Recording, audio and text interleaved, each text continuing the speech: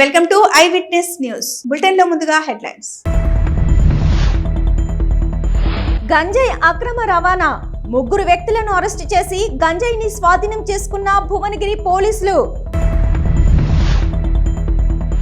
ఇంట్లో దొంగలు పడ్డట్టుగా కళ నిజమైన వైనం. పశ్చిమ బెంగాల్లో హిందువులపై దాడులు అమానుష్యం. బీజేపీ ఆధ్వర్యంలో పశ్చిమ బెంగాల్ సీఎం మమతా బెనర్జీ దిష్టిబొమ్మ దహనం.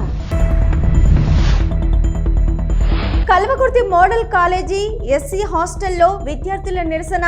మెనూ ప్రకారం భోజనం పెట్టడం లేదని ఆందోళన.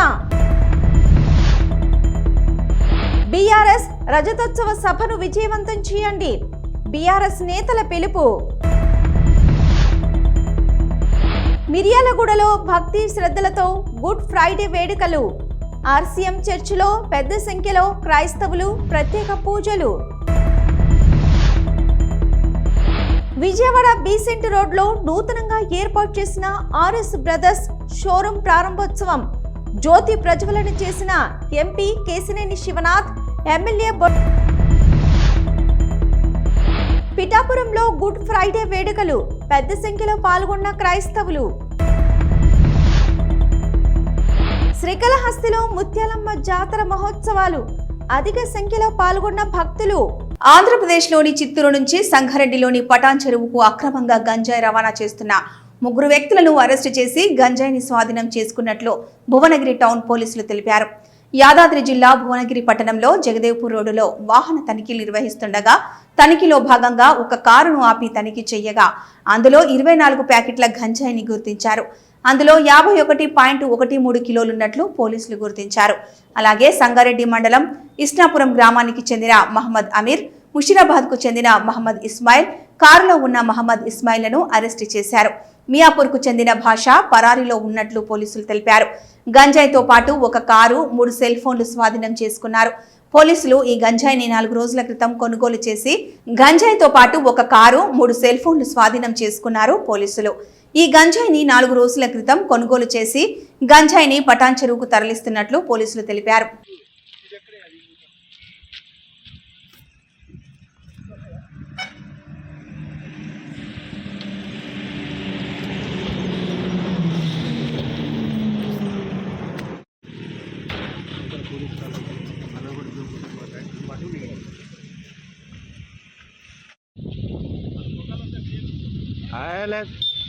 చర్ల మండలం పూసుగుప్ప నుండి ఛత్తీస్గఢ్ రాష్ట్ర సరిహద్దు వరకు నిర్మితమైన 2 కిలోమీటర్ల బీటీ రోడ్డును సందర్శించారు జిల్లా ఎస్పీ. చర్ల మండలంలోని పూసుగుప్ప గ్రామం నుండి ఛత్తీస్గఢ్ రాష్ట్ర సరిహద్దు వరకు రోడ్డు నిర్మాణ పనులు పూర్తయిన 2 కిలోమీటర్లు బీటీ రోడ్డును ఈ రోజు జిల్లా ఎస్పీ రోహిత్ రాజు ఐపీఎస్ సందర్శించారు.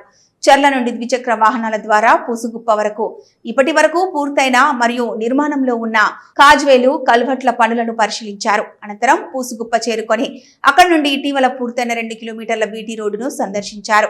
సుమారుగా 3 కోట్ల రూపాయల వ్యయంతో పూసుగుప్ప నుండి ఛత్తీస్గఢ్ లోని రాంపురం మరియు భీమారం గ్రామాలలో నివసించే ఆదివాసీ ప్రజలకు ఉపయోగపడేలా ఈ రోడ్డు నిర్మించడం జరిగిందని తెలిపారు. నిషేధిత మావోయిస్టులు ఆదివాసీ ప్రజలను అభివృద్ధికి దూరం చేయాలని చూస్తున్నారన్నారు. ప్రభుత్వం తరపున పోలీస్ శాఖ ద్వారా వారికి విద్య, వైద్యం, రవాణా వంటి కనీస సౌకర్యాలను అందించడమే లక్ష్యంగా పనిచేస్తున్నామని తెలిపారు. అవసరం కంటే ఛత్తీస్గఢ్ వాళ్ళకి ఎక్కువ వస్తుంది రోడ్ కూడా, ఎందుకంటే మన విలేజ్ అక్కడి వరకు. కాకపోతే ఏంటంటే దీన్ని ఇనిషియేటివ్ తీసుకొని చేయడానికి రీజన్ ఏంటంటే ఇప్పుడు మనకు హైలీ ఎఫెక్టెడ్ ఈ భీమారం, రాంపూర్ ఏదైతే విలేజెస్ ఉన్నాయో మనకి ఈజీ.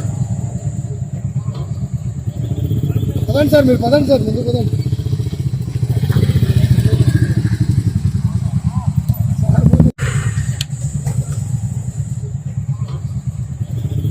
పదండి సార్, మీరు పదండి సార్, ముందు పదండి.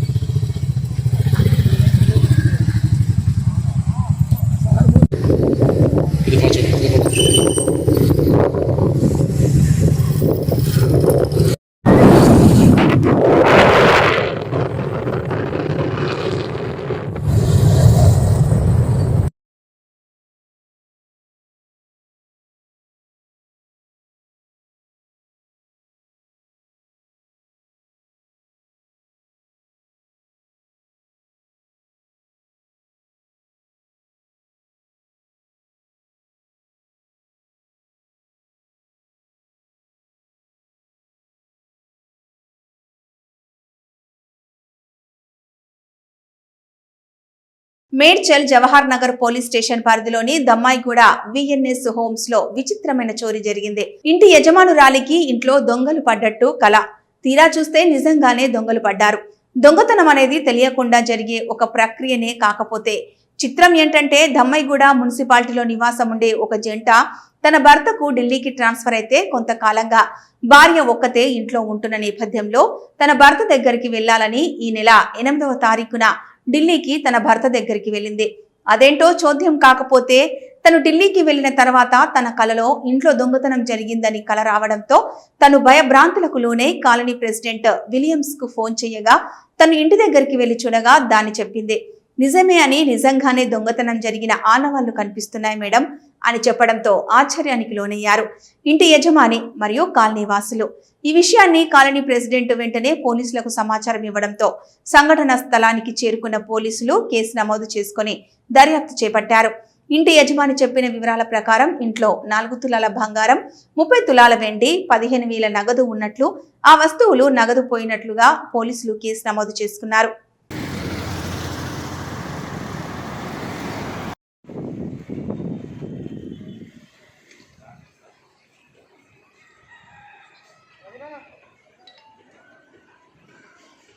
పశ్చిమ బెంగాల్లో హిందువులపై దాడులు అమానుషమని కావాలనే కొందరు ముష్కర మూకలు నిరసన పేరుతో హిందువులపై దాడులు చేసి చంపడం సరైంది కాదని నిరంజన్ యాదవ్, సైదాబాద్ కార్పొరేటర్ కొత్తకాపు అరుణారెడ్డిలు అన్నారు.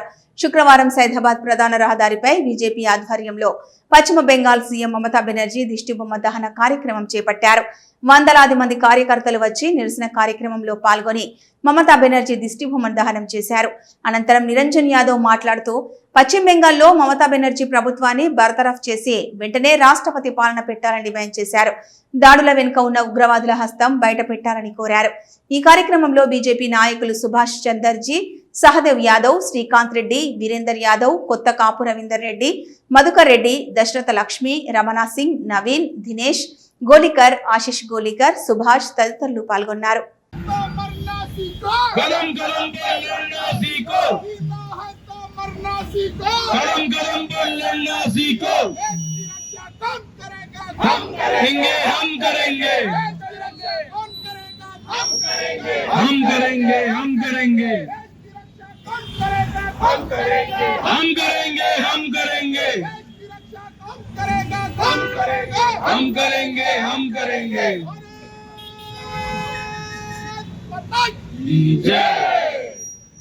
హిందువులమే ఒక సంఘటితంగా ఈ జరుగుతున్నటువంటి పైశాచికాలను మేమందరం కూడా వ్యతిరేకిస్తున్నాము.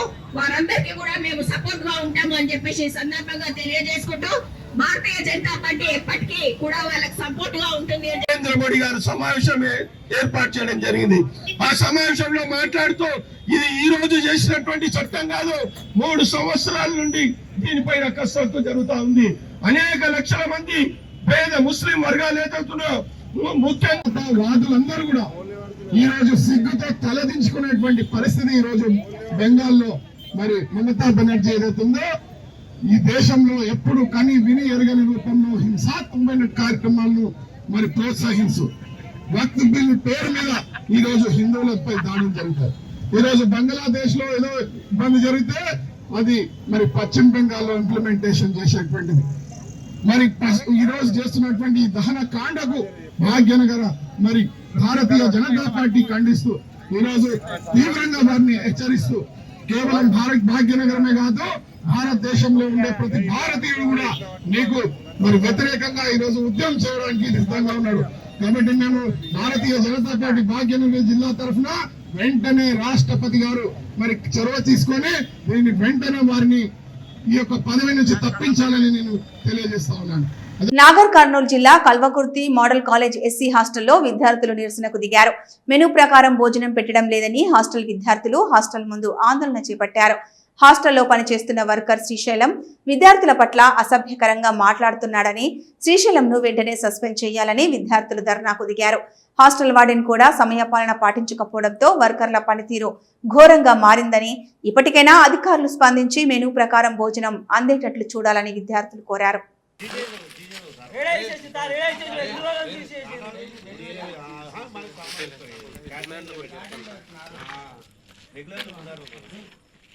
9 గంటలకు 8 గంటలకు వాడు తాగి తందలా తంతుండు మామూలు అని చెప్తే కూడా నువ్వు రాకపోతే నువ్వు ఏడుకున్నట్టు ఏది వచ్చేసి ఏడు వాడు మరి వాడు ఎక్కడ పోయింది ఎందుకు నీకు తెలియదు ఎక్కడ పోయింది మొత్తం మనకు వర్కర్లు ఎంత మంది 5 మంది ఉంటారు కదా. మనకు పాత ఫ్రిడ్జ్ ఒకటి ఉండే నేను ఫైనల్ ఉన్నప్పుడు అదే హాస్టల్ సలాడ్ కూడా ప్రొవైడ్ పక్షాలు పెట్టలేదా నేను అదే ఎండ కట్టి నీళ్ళు పెడుతున్నా చిన్న ఉన్నాయని చెప్పి పెద్ద రాలేదు అని చెప్తే నేను ఆగిన 2 రోజులు అంతేగాని నేను తేనా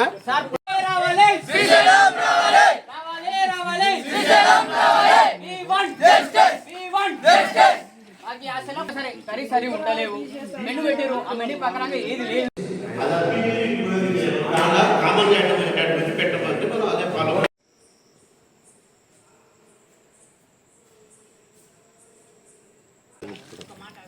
మీరు చెప్పండి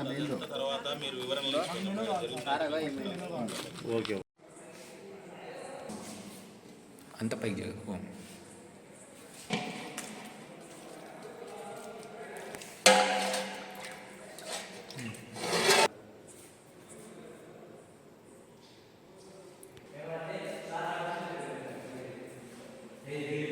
వరంగల్లో ఈ నెల 27న జరగనున్న బీఆర్ఎస్ రజతోత్సవ సభను విజయవంతం చేయాలని పిలుపునిచ్చారు బీఆర్ఎస్ నేతలు.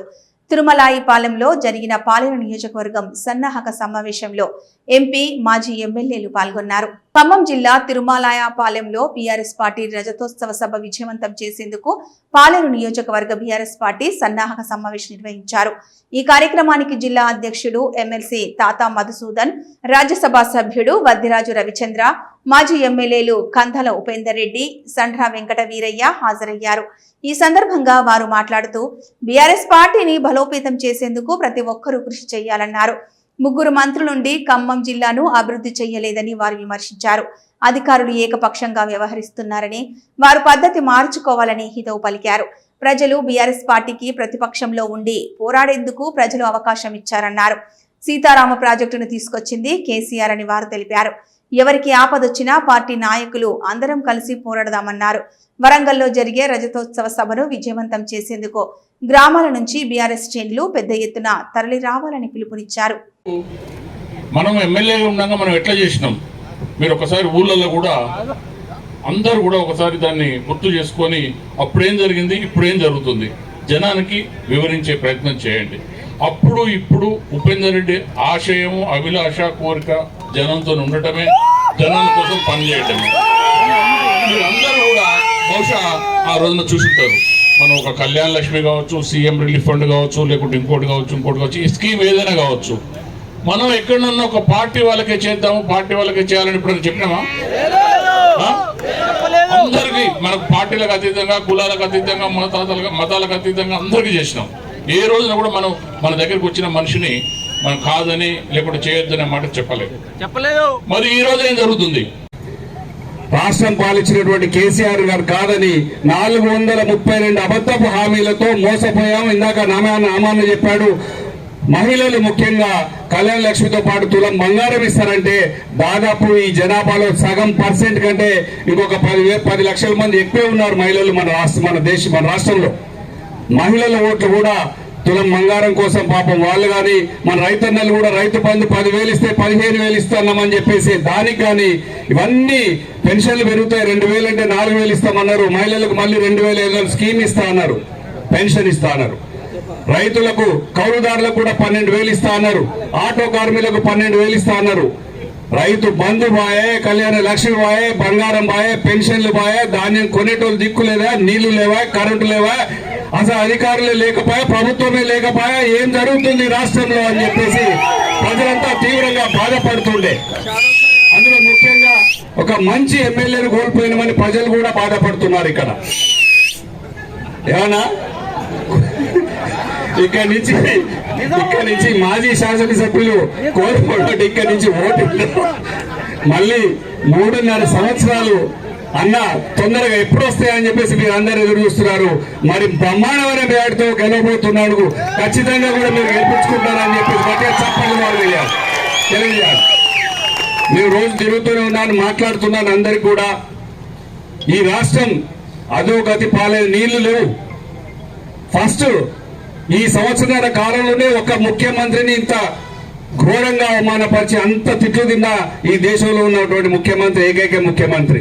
ఈ 15 నెలల్లోనే చాలా ఫెయిల్యూర్స్ అయ్యి హైదరాబాద్ లో హైడ్రాన్ ముట్టుకొని గొడవ, లైచర్లో ఫార్మా దగ్గర నుంచి గొడవ, మొన్న హైదరాబాద్ సెంట్రల్ యూనివర్సిటీలో 400 ఎకరాల భూమిలో 100 ఎకరాలు రాత్రి బుల్డోజర్లు పెట్టి కొడితే మన పార్టీ సైన్యం ఊరుకుంటుందా?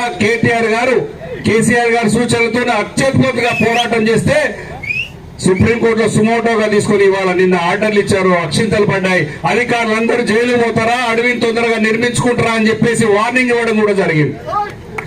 అది ఎందుకు చెప్తున్నా అంటే ఇక్కడ ఉన్నటువంటి అధికారులు కూడా అధికారంలో ఉన్నప్పుడు బ్యాలెన్స్ చేసుకుంటూ అందరిని చూసుకుంటూ పోవాలి తప్ప ఎవరో ఒకరు చెప్తే మిగతా వాళ్ళని ఇబ్బంది పెట్టుకుంటే మళ్ళీ రాబోయేది కూడా ఖచ్చితంగా బీఆర్ఎస్ రాజ్యం వచ్చినప్పుడు ఇబ్బందులు పడతారని చెప్పేసి ఇవాళ ప్రెస్ మీట్ లో కూడా పొద్దునట్టు కేటీఆర్ గారు ఖచ్చితంగా చెప్పడం జరిగింది. రాష్ట్రంలో ఉన్న పోలీస్ సోదరులకు కూడా విజ్ఞప్తి చేయడం జరిగింది. పొద్దున్నే మొత్తం వేధింపులు చేయట్లేదు కానీ కొంతమంది అతి చేస్తున్నారు. రైలు మార్గాన గంజాయి తరలిస్తున్న ముఠా తనిఖీలో భాగంగా కోనార్క్ ఎక్స్ప్రెస్ రైలులో గంజాయితో ఉన్న బ్యాగును గుర్తించిన రైల్వే పోలీసులు. ఆ బ్యాగులో 6 లక్షల రూపాయలు విలువ చేసే 13 ప్యాకెట్లతో కూడిన 12 కిలోల గంజాయి స్వాధీనం. అట్టి బ్యాగును ఎవరు పెట్టారు అనే కోణంలో దర్యాప్తు చేస్తున్నారు రైల్వే పోలీసులు.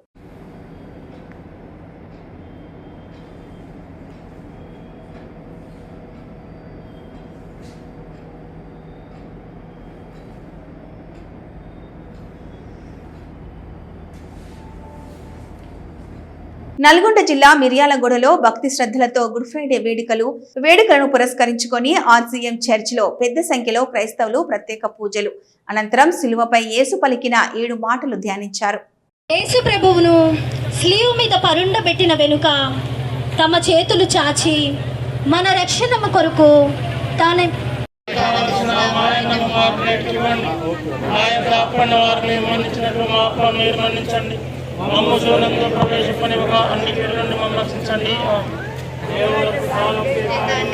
పితనముగా పెరిగినప్పుడు వస్త్రంతో కూడా మాంసము ఊడి వచ్చాను. ఈ రీతిగా రక్షకుడు పడిన కఠోర వేదనను చూచి పరితపించదమని ధ్యానించదం కాక.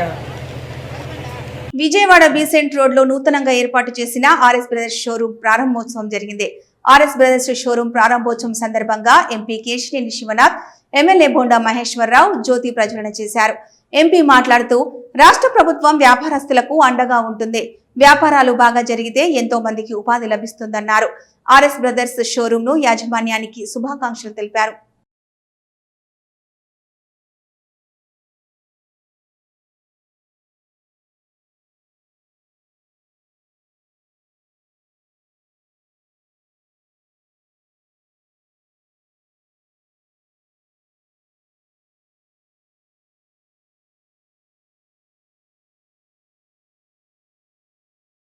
పిఠాపురం నియోజకవర్గంలో గుడ్ ఫ్రైడే వేడుకలను శుక్రవారం నాడు క్రైస్తవ సోదరులు భక్తి శ్రద్ధలతో జరుపుకున్నారు.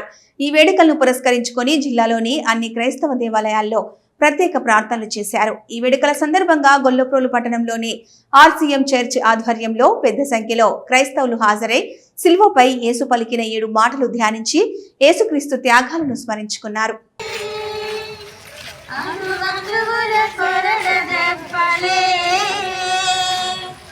అడుగడుగున రక్త బిందువులే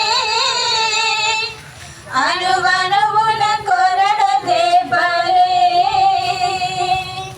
సిలువ మోయుచు పీదల వెంట రక్తధారలే నిన్న తడిపెను సిలువ మోయుచు పీదల వెంట రక్తధారలే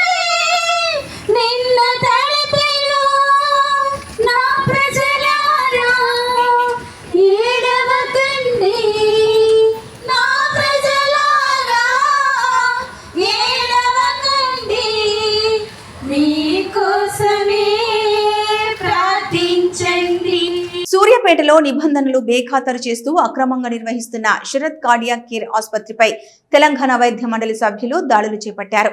తనిఖీలో క్వాలిఫైడ్ డాక్టర్ పేరిట అనుమతి తీసుకుని టెక్నీషియన్ ఆసుపత్రిలో వైద్యం అందిస్తున్నట్లు గుర్తించారు. ఆసుపత్రిపై చర్యలు తీసుకోవాలని ఉన్నతాధికారులు సూచించడంతో జిల్లా వైద్య ఆరోగ్య శాఖ అధికారి కోటాచలం సదరు ఆసుపత్రిని సీజ్ చేశారు. సూర్యాపేట జిల్లా కేంద్రంలో అక్రమంగా నిర్వహిస్తున్న శరత్ కార్డియాక్ కేర్ సెంటర్ పై ఫిర్యాదులు రావడంతో తనిఖీలు చేపట్టగా విస్తుపోయే అంశాలు గుర్తించారు. ఆసుపత్రిలో గుండె సంబంధిత వైద్యం అందిస్తామని డాక్టర్ శిరీష పేరిట అనుమతి తీసుకొని అసలు డాక్టర్ లేకుండా ఆసుపత్రి టెక్నీషియన్ వైద్యం అందిస్తున్నట్లు గుర్తించారు.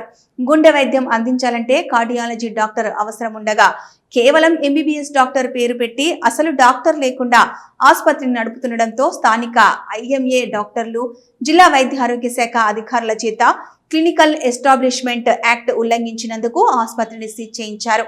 అనధికారికంగా ఆసుపత్రి నడిపితే కఠిన చర్యలు తప్పవని అధికారులు హెచ్చరించారు. సూర్యాపేట పట్టణం నందు ఈ శరత్ కార్డియాక్ కేర్ సెంటర్ అని ఒక అన్క్వాలిఫైడ్ నకిలీ డాక్టర్స్ పేర్ల మీద చలామణి అవుతున్న ఒక కార్డియాక్ సెంటర్ని గుర్తించి నిన్న ఎంక్వైరీ చేయడం జరిగింది. TSMC Telangana state medical council మరియు ఇండియన్ మెడికల్ అసోసియేషన్ మెంబర్స్ ఆధ్వర్యంలో ఎంక్వైరీ చేయడం జరిగింది. క్వాలిఫైడ్ డాక్టర్స్ లేకపోవడమే కాకుండా డాక్టర్స్ పేరు పెట్టుకొని అర్హత లేని వ్యక్తులు ఈ ఈసీజీస్ కానీ స్కాన్స్ చేయడంగా గుర్తించి దాన్ని మన డిఎంఎన్హెచ్ఓ గారి గౌరవ డిఎంఎన్హెచ్ఓ గారి దృష్టికి తీసుకెళ్లడం జరిగింది. సార్ వచ్చారు, డిఎంఎన్హెచ్ఓ గారు ఎంక్వైరీ చేసి మరి దాన్ని సీజ్ చేయడం జరిగింది. సూర్యాపేట పట్టణ ప్రజలందరికీ నాణ్యమైన వైద్యం అందాలి, డాక్టర్స్ పట్ల ఐఎంఏ వైద్యుల పట్ల కానీ ప్రభుత్వ వైద్యుల పట్ల కానీ ప్రజలకు ఒక రాంగ్ ఇంప్రెషన్ పోకుండా మేము దీనికి తగిన చర్యలు తీసుకుంటున్న ఇందులో భాగంగా ఈ కార్యక్రమం చేయడం జరిగింది. ఇది అందరూ గుర్తించాల్సిందిగా ఉన్నది. బోర్డుతో ఇక్కడ డాక్టర్ పి శిరీష అన్నట్లుగా బోర్డు పైన ఉన్నది.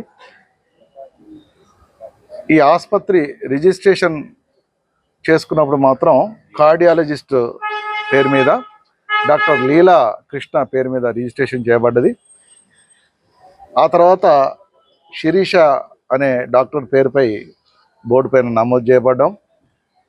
నిన్నటి రోజున టీఎస్ఎంసీ సభ్యులు విజిట్ చేసినప్పుడు మరి ఒక టెక్నీషియను గుండెకు సంబంధించిన ఎకోకార్డియోగ్రామ్ అయితేనేమి మిగతా పరీక్షలు చేసుకుంటూ ప్రిస్క్రిప్షన్ ఇస్తున్నట్టుగా సమాచారం అందడం మరి ఈరోజు మేము రావడం జరిగింది. మరి వచ్చేవరకు ఆసుపత్రి మూసుకొని ఉన్నట్లుగా తోస్తూ ఉంది. అంటే ఒక కార్డియాలజిస్ట్గా ఒక గుండె విభాగము డాక్టర్గా ఉన్నతమైన డాక్టర్గా పేరుతో ఒక టెక్నీషియన్ నడిపేయడం అనేది ఇది క్లినికల్ ఎస్టాబ్లిష్మెంట్ యాక్ట్కి విరుద్ధంగా నడపబడుతూ ఉన్నది. అందుకొరకే ఈరోజు మూసేయడం జరుగుతూ ఉన్నది. మరి ఈ పద్ధతిలో ఒక టెక్నీషియన్ ఒక కార్డియాలజిస్ట్గా చలామణి అవ్వుకుంటూ మరి టౌన్లో వైద్యం చేసినప్పుడు మరి ప్రజలు ఎన్నో ఇబ్బందులకు గురయ్యే అవకాశం ఉంటుంది. డయాగ్నోసిస్ కరెక్ట్ చేయకపోవడము, ట్రీట్మెంట్ కూడా ఇవ్వలేని పరిస్థితిలో ఉండడం జరుగుతూ ఉంటుంది. కాబట్టి ఈ పద్ధతిలో ఉన్న మోసపూరితమైన మరి వైద్యం చేసే విధానాన్ని ఈ క్లినికల్ ఎస్టాబ్లిష్మెంట్ యాక్ట్ కింద మరి తప్పకుండా వారిపైన చర్యలు తీసుకోవడానికై ముందుగా ఈరోజు ఈ ఆసుపత్రి లాక్ చేస్తున్నది. దానిపైన మేము సీల్ చేసేసి మళ్ళీ నడపకుండా ఉండేటట్లుగా చేయడం జరిగింది. ఈరోజు భూభారతి అవగాహన కార్యక్రమంకు పాల్గొన్న మంత్రులు హెలికాప్టర్లో ములుగు జిల్లాకు చేరుకున్న రెవెన్యూ శాఖ మంత్రి పొంగులేటి శ్రీనివాస్ రెడ్డి. అనంతరం ములుగు డిగ్రీ కాలేజీ నుండి భారీ బైక్ ర్యాలీ. పాల్గొన్న మంత్రులు కొండా సురేఖ, సీతక్క.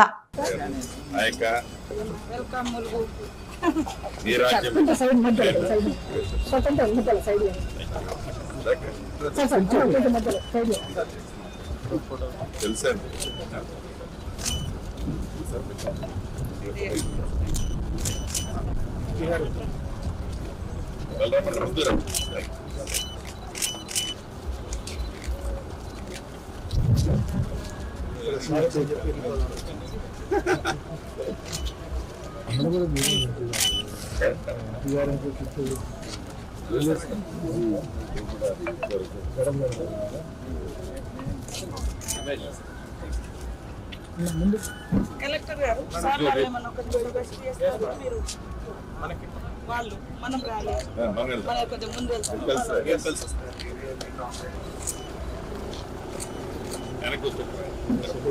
సంగారెడ్డి జిల్లా పెద్దాపూర్ వద్ద NH65 పక్కన ఉన్న రెస్టారెంట్ లో కూల్ డ్రింక్ లో బల్లి అవశేషాలు సగం కూల్ డ్రింక్ తాగిన తర్వాత గమనించిన కస్టమర్ యువకుడు స్వల్ప అస్వస్థతకు గురి కావడంతో ఆసుపత్రికి తరలించిన స్నేహితులు. శ్రీకాళహస్తి ఆలయానికి అనుబంధ ఆలయంగా వెలిసిన ముత్యాలమ్మ జాతర మహోత్సవాలు వైభవపేతంగా జరుగుతున్నాయి. ముత్యాల ముగ్గు వేసి పూజలు చేశారు. అమ్మవారి ఉత్సవ విగ్రహానికి పలు రకాల సుగంధ పరిమళ పుష్పాలతో అలంకరించి ఊరేగించారు.